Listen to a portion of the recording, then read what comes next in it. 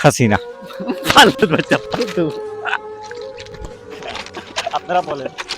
আসসালামু আলাইকুম দর্শকেরা, আজকে আমরা একটা ইউনিক একটা প্রশ্ন করব মানবিককারী আহমদুল হক ভাইকে।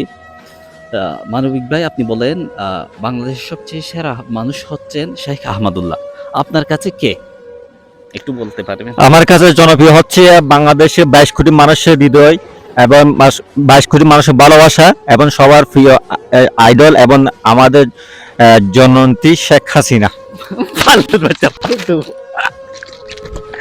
আমরা আমাদের মধ্যে সেরা বলতে পারি শেখ আহমদুল্লাহকে, কারণ তার চরিত্র, তার ক্যারেক্টার, তার দক্ষতা, তার ধৈর্য এবং তার নেতৃত্ব সবাইকে মুগ্ধ করে এবং ইসলামী শরিয়ার দিকে যথেষ্ট পরিমাণের আছে।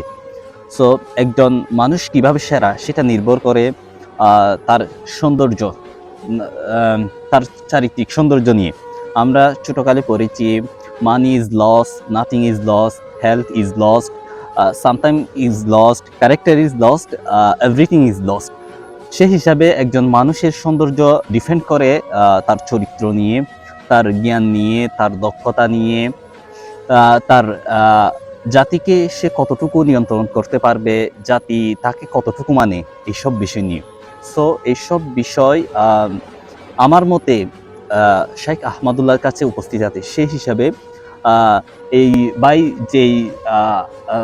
যেই ডাইনির কথা বলছে, শেখ হাসিনা ডাইনি, ওনার থেকে অনেক অনেক গুণ এগিয়ে হলো শেখ আহমদুল্লাহ। সো উনি একটু ডাইনির ভক্ত, সেই জন্য উনি ডাইনির কথা সর্বদা বলতে থাকে। আপনারা এখন বলতে পারেন, শেখ আহমদুল্লাহ কি সবচেয়ে সেরা হওয়ার যোগ্যতা রাখে নাকি ডাইনি রাখে?